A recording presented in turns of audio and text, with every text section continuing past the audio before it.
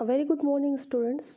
And in this video today, we will complete 30 MCQ questions of Nissim Ezekiel, Indian English Literature, father of modern Indian English poetry, considered by many critics. So, students, today there are 30 MCQ questions related with his work and biography. So, first question is, who wrote Hymns in Darkness? Questions are from Nissim Ezekiel. So, obviously, Hymns in Darkness किसका work है? निसिम एजिकिल जी का work है. Students इनके life and death की बात कर लें, सो his year of birth is 1924 and year of death is 2004. And इसको आप अगर अच्छे से याद करना चाहें थोड़ा कनेक्ट करके, तो ये 2-4 है, यहाँ भी 2-4 है. आप इसको ऐसे कनेक्ट करके इजीली याद कर सकते हैं इनका लाइफ एंड डेथ. एंड जो इनका जन्म है वो हुआ था मुंबई ही है स्टूडेंट्स, मुंबई में ही जन्म है एंड मुंबई में इनकी मृत्यु है. एंड इनका जो डेथ है वो अल्जाइमर डिजीज़ से हुआ था. Father of modern Indian English poetry कहलाते हैं. पद्मश्री अवार्डी हैं एंड साहित्य अकेडमी अवार्ड भी इनको मिल चुका है. चलिए शुरू करते हैं हमारा first question. Who wrote Hymns in Darkness? Hymns in Darkness work Nissim Ezekiel के स्टूडेंट्स है एंड 1976 में ये पब्लिश हुआ था. Hymns in Darkness bye Nissim Ezekiel.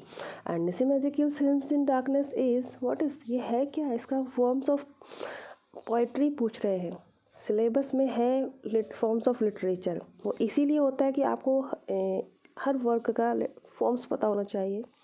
तो ये स्टूडेंट्स कलेक्शन ऑफ पोएम्स है. इनके ऐसे कई कलेक्शंस आए हैं जिसमें बहुत अच्छी अच्छी पोएम्स इंक्लूड की गई हैं. Who wrote the exact name? Exact name किनका है? निसिम एज़ेकियल जी का है. ये इनके वर्क ऐसे ही बार बार हमारे आंखों के सामने आएंगे तो सरफेस पे रहेंगे और तैयार भी हमारे अच्छे से हो जाएंगे. Exact name is work by Nissim Ezekiel 1965 इसका पब्लिशिंग ईयर है. और क्वेश्चन सारे ही इंपॉर्टेंट होते हैं, उनको अच्छे से देख के चलें. Who said poetry is elusive? To write a poem is comparatively easy. Poetry के लिए कोटेशन बोली गई है. What is poetry according to Nissim Ezekiel? तो निसिम एज़ेकियल के अकॉर्डिंग ये पोइट्री डेफिनेशन ये बोल रहे हैं is comparatively easy. Who called Ezekiel a poet of the body?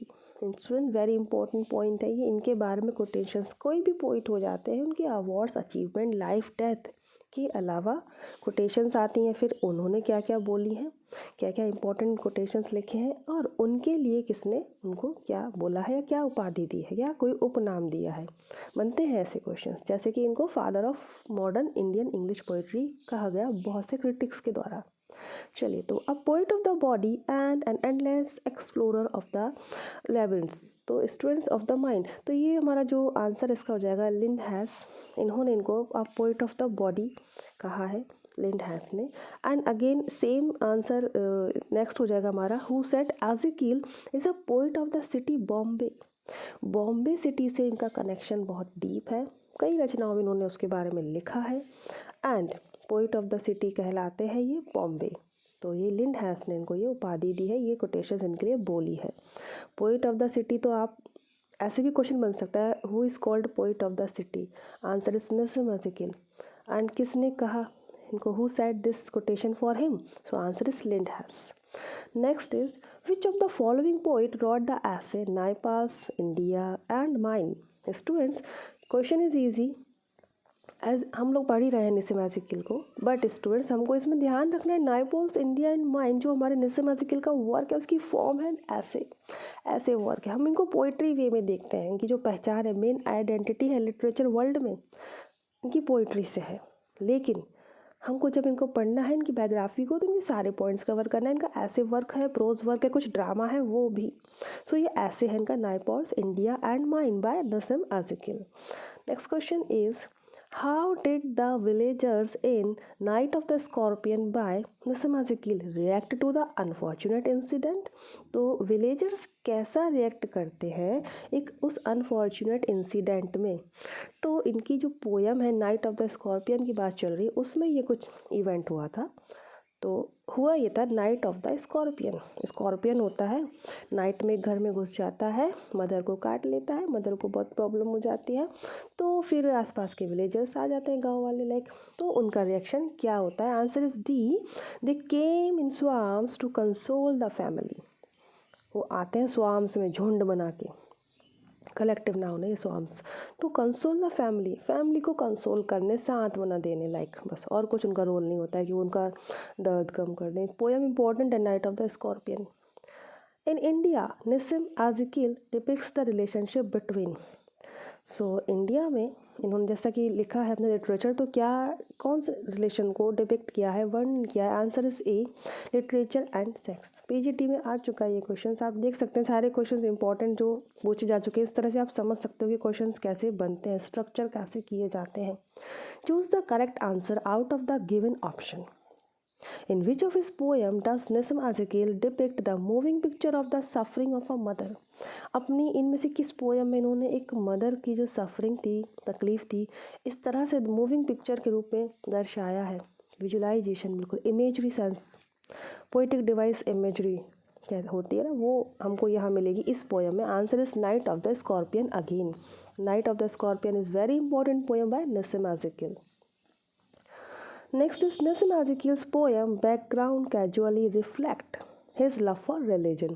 इनकी बहुत इंपॉर्टेंट पोएम है, इन्होंने अपने खुद के लिए लिखी है। एंड इनकी जो ये पोएम है ऑटोबायोग्राफिकल पोएम है। हिज लव फॉर रिलीजन, ये इसमें रिफ्लेक्ट होता है इनका अपने रिलीजन के प्रति इनका लव। नेक्स्ट क्वेश्चन इज, इनकी बायोग्राफी से ये क्वेश्चन बनता है students, what was the origin of race? ये किस ओरिजिन से थे, किस संप्रदाय को थे ये? जैसे कि ये द्रविडियन होता है, Latin American, Christian. So students इनका आंसर है बेन इज़राइल, ये इस ओरिजिन से बिलोंग करते थे।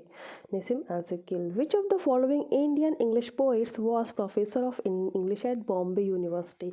As I told you students कि इनका बॉम्बे कनेक्शन है, तो बॉम्बे यूनिवर्सिटी में ये इंग्लिश के प्रोफेसर रहे। ओके, निसिम एजेकिल बॉम्बे यूनिवर्सिटी में रहे। लीड्स यूनिवर्सिटी भी गए थे ये एज अ विजिटिंग प्रोफेसर, ये आप याद रखिएगा, इनका बनता है क्वेश्चंस। और एडिटिंग उन्होंने कौन कौन सी की हैं न्यूज़पेपर्स में, वो भी इम्पॉर्टेंट हो जाते हैं। तो एक तो ये बॉम्बे यूनिवर्सिटी हो गया, और लीड्स यूनिवर्सिटी में ये विजिटिंग प्रोफेसर रहे थे। एंड इन्होंने क्वेस्ट बता ही देते हैं, यहाँ पे क्वेश्चंस आएंगे तो ठीक है। क्वेस्ट को एडिट किया था, क्वेस्ट जर्नल को, एंड द इलिस्ट्रेटेड वीकली के भी ये एडिटर रहे थे Nissim एजेकिल।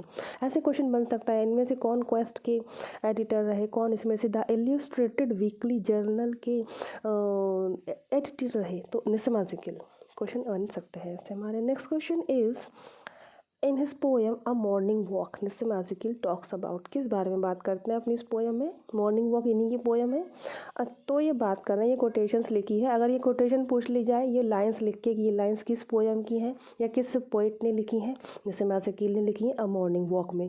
बारबैरिक city, sick with slums, deprived of season, blessed with rains, its hawkers, beggars, iron, hanged, processions led by frantic drums, identify the city।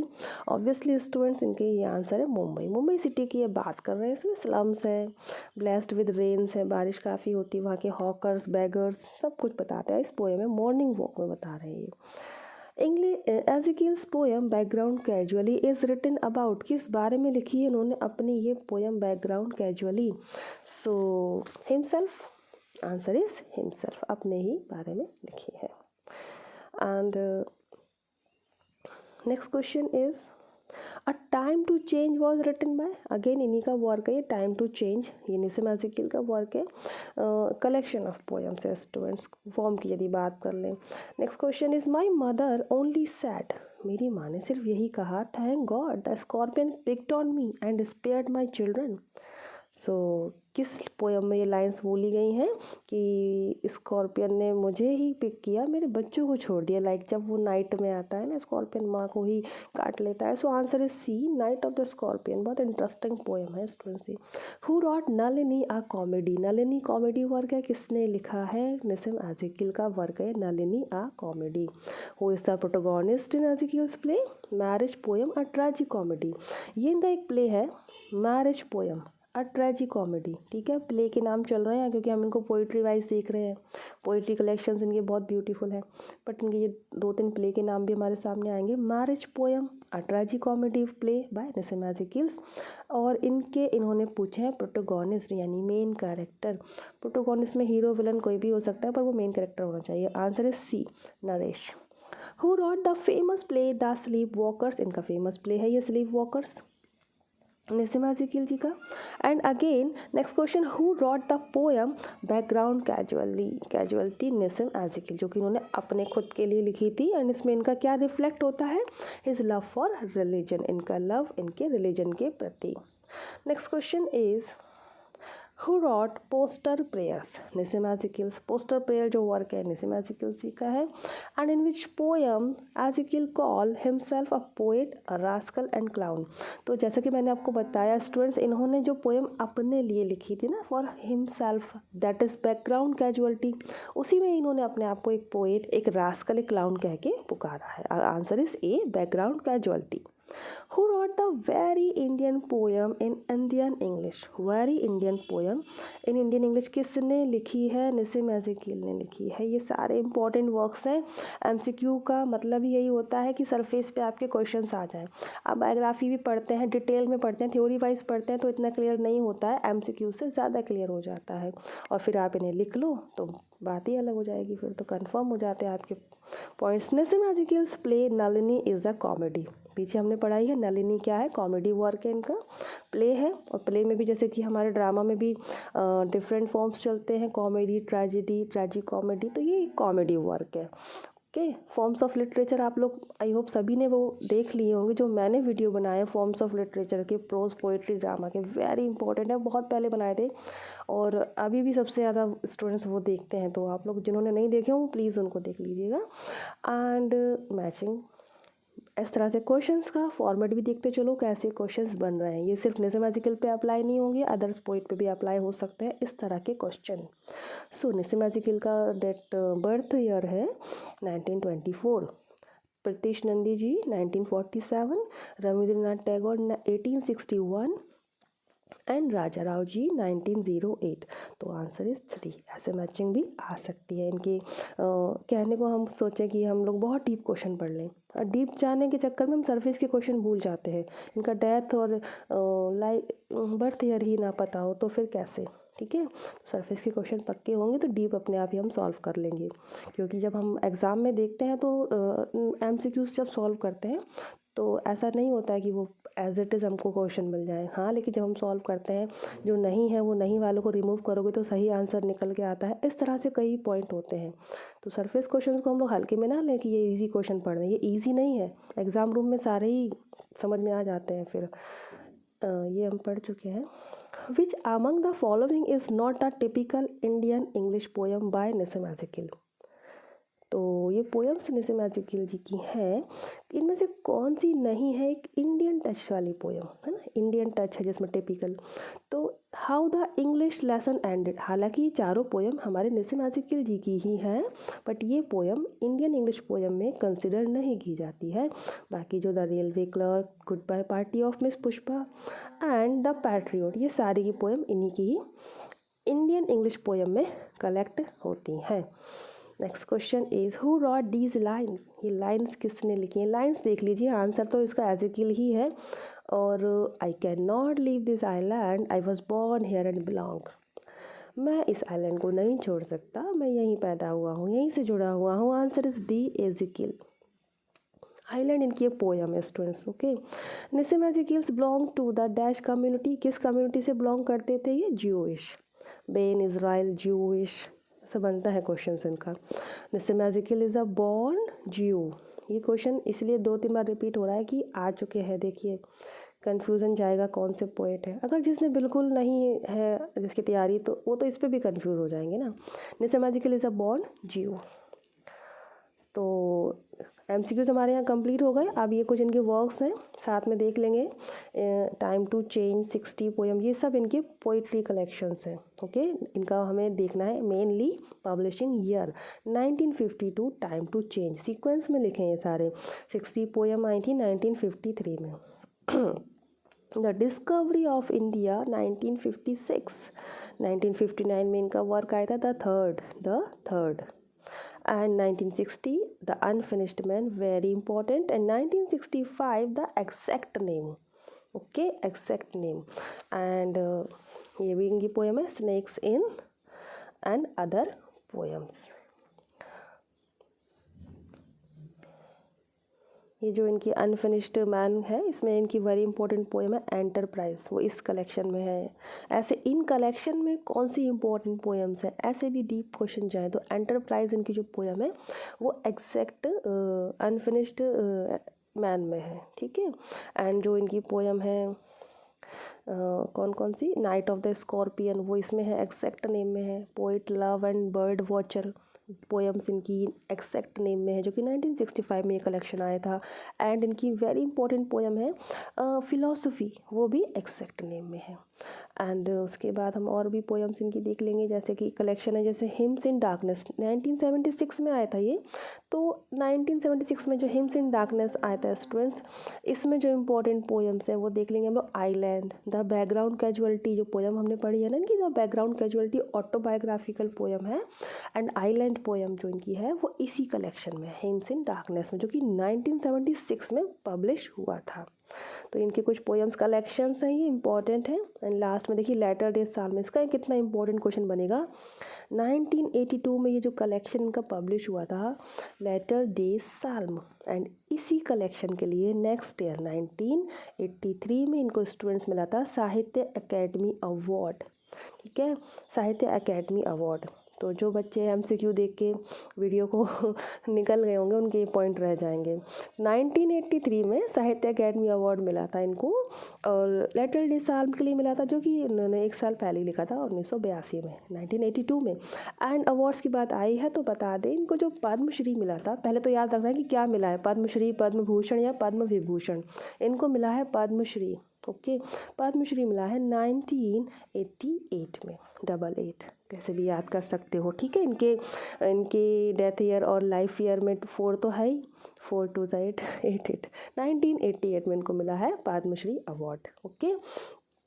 इनकी first book थी students the bad day, 1952 में लिखी थी, वो है इनकी फर्स्ट बुक। एंड ये Mithibai college Bombay में head of the English department भी रहे थे 1961 से लेकर 1972 में। उसके बाद बॉम्बे यूनिवर्सिटी में इंग्लिश के प्रोफेसर, एंड लीड्स यूनिवर्सिटी में क्या विजिटिंग प्रोफेसर थे ये, ओके, यूनिवर्सिटी ऑफ लीड्स में रहे visiting professor. Quest the Illustrated Weekly के जर्नल के एडिटर रहे। और वर्क देख लें इनके play, prose and editor. Play इनके लिखे हैं इन्होंने ये 3 plays Kolkata, do not call it suicide Madras, ये इनके इंपॉर्टेंट प्ले हैं। प्रोज वर्क में सिलेक्टेड प्रोज है इनका, and Naipaul's India and mine, ये मैंने बताया था आपको, ऐसे वर्क है प्रोज में आएगा इनका, देखिए Naipaul's India and mine, okay. Editor में emergent readers, Joseph king reader, another India, anthology of fiction and poetry.